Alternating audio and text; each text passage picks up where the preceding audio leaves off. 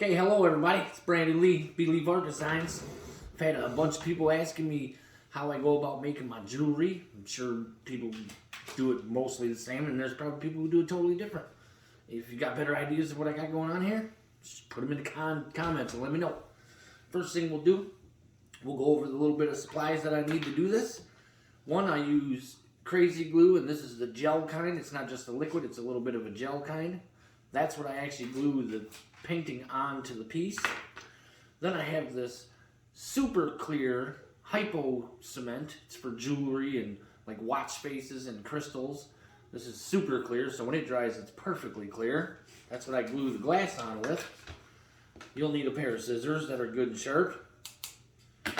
I have this pair of jewelry pliers that if you get close, these are just round. They're not like a gripper or anything, and the very end of it is just flat.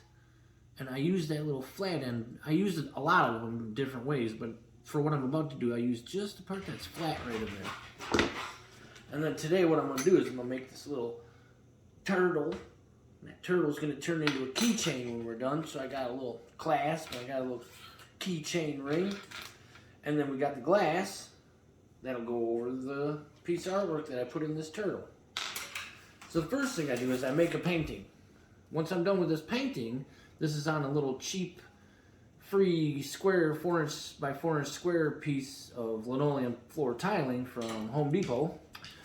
I already peeled this off, but once you do your painting, you just get a little bit of the corner here and you start to peel this off, and they peel off real easy, especially if you get this kind of this texture to it. It's really kind of smooth. So that painting just comes right off of there. And then you get what's called your skin. A perfect little square skin of some beauty. Now what I do, depending on what I'm going to make, and because I'm making this little turtle, I kind of want to find some of my cells that sort of look like a turtle shell. So I put my little glass piece on top of here, and I just start to move it around. Not that that don't look bad, I like that. Or we could get some of this copperish goldish peach in with that purple, but I like this over here for a turtle shell. So what I do is I get it to where I kind of like it, and then I'll hold this down and take my scissors, and then I'll just cut that piece right out around here. I try to look at where I'm at here so I can save anything I like that's the rest of the skin, because this skin will make quite a few pieces of jewelry. Got the dog over at the door thinking he's getting food. No, Boba. Eats all day long and sleeps all day. Eat and sleep. So then you just keep going around this piece of glass close as you can. Like I said, you want to try to save the rest of the skin. You just hold the back of it good and tight while you're cutting. Make your way around this whole piece here. Then once I got it cut off, of course I save it over there in my big tower of jewelry stuff. Oh, and these are a bunch of beauties that I just got done gluing the backs of them. I put little knobs on the back so that they're little coasters and trivets. I could show you one, I suppose, if we can pick it up just right. You can see the little knobs that I glue on there. I actually use that same crazy glue gel, and I just put a little bit of adhesive with them little knobs, little rubber knobs. Beautiful. Look at it, so pretty. I think my favorite one is probably this blue one right here. Grab some nice dark blue in with the light blues. It's beautiful. So pretty. A bunch of them are going to the market this weekend. Okay, get back here, camera crew. Now once I got it sort of cut out, I just keep going around really tightly to this glass and just give a little snip, snip, snip, just to make it just the same shape as the glass. So from cutting it out, you'll have little spots that weren't quite as good as they should be. So you just keep going around here and cutting it really tight to the glass. Then I make sure, I already know it's gonna, but I make sure it fits in here to the turtle. And I'm kind of looking at the composition of the cells and everything, like which way do I want it? And I think I'm gonna go like that. Have that sort of tight stuff toward the bottom. Now let's flip it over and see if I like it the other way. Ooh, I don't know. It looks pretty good either way. I definitely like it going up and down versus these being sideways like this. So I think we'll go with the dark. There's a dark edge up there. I think I'll put that to the top. So then I get my piece ready, and the direction it's going to go, right next to my turtle. Inside of this little tray, it's kind of bumpy and has little holes. That's to hold your glue. So I take my little crazy glue. That is a gel style. I prefer the gel. And I get it to where it just makes a little drop off the end of the tip. And then I'll start to smear it in here. And I just barely put any pressure on it while I'm smearing it in there. So I just want a really thin layer of that glue inside this tray. Boba, no. Oh, hungry dog. Get a nice thin layer all the way around that. And the reason I only use this under the artwork is because when this crazy glue stuff dries, it's kind of a white chalky look. So you don't want that on top of your artwork. Just give this a little air to it for a second.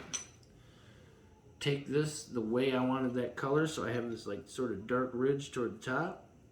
Lay it in there. You'll see you can kind of move it around for a few seconds right when you lay it down, so you can move it around about where you want. Grab my paper towel. And then that's when, if you're old, you gotta get out your little old eyeballs.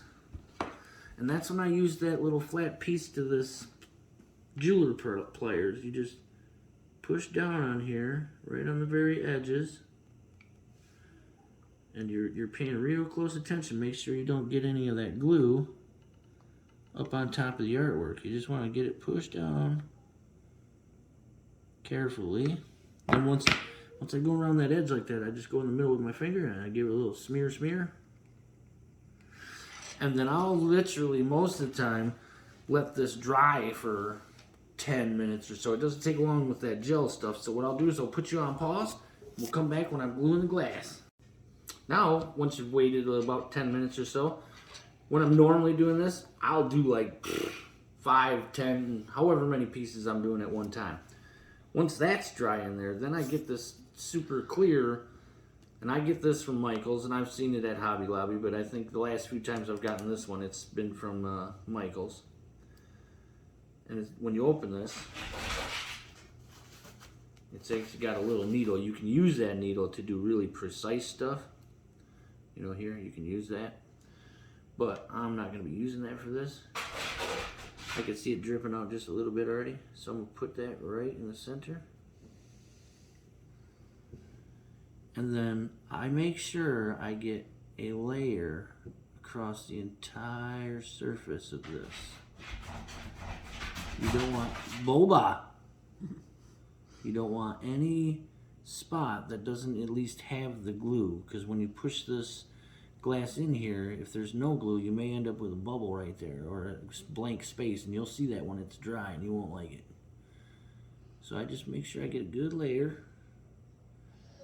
inside of there, and then I'll put the little needle back inside of here. Now, right before I put this glass in here, I always try to use my shirt or something soft, and what I'm doing is I'm just making sure the spot that's going to touch that glue has no fingerprints or anything, so it's nice and clean. It won't matter about the top, you're still going to be touching that a bunch. And then I'll put it right over this top. And at first, I just let the weight of the glass start to push that glue around. And you can't see it in that camera. Boba, get off the door. You're not starving. You're a chubby dog. You can see that glue start to move, and you'll see where you need to push to get the last bit of either bubble or something out of there. We're going to have to do this. Kid! Give the dog a bone, a little treat or something. He's trying to tear the house down in there. Then once it pushes those last little bubbles around, I try to get it and just push kind of hard. You don't want to go too crazy, but just give it a good push. And if there is a bubble stuck in there, you'll hear it go snap, It'll pop out of there. Once I see that it isn't a bubble, and it's just beautiful, this piece will still have to dry. So this is what takes the longest to dry. I always let it dry for at least 24 hours, but we'll give you a little look at this thing. And then, because we're just gonna leave it sitting here drying anyway, I'll put the little pieces on here.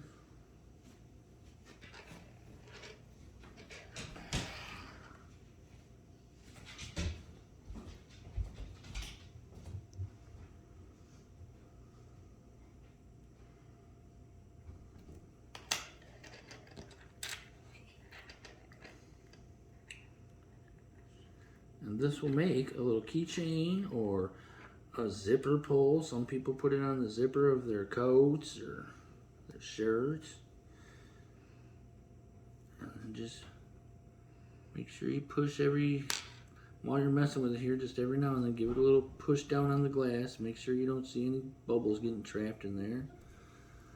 And then you'll end up with this wonderful little keychain. Alright, so hopefully if you liked what you saw, you liked that little tidbit of making my little jewelry pieces, you can go down there to the little bottom piece and hit subscribe. Take the like button, bing, bing, hit the bell, get notified the next time. Other than that, get yourself a little close up there to that beauty. I'm out.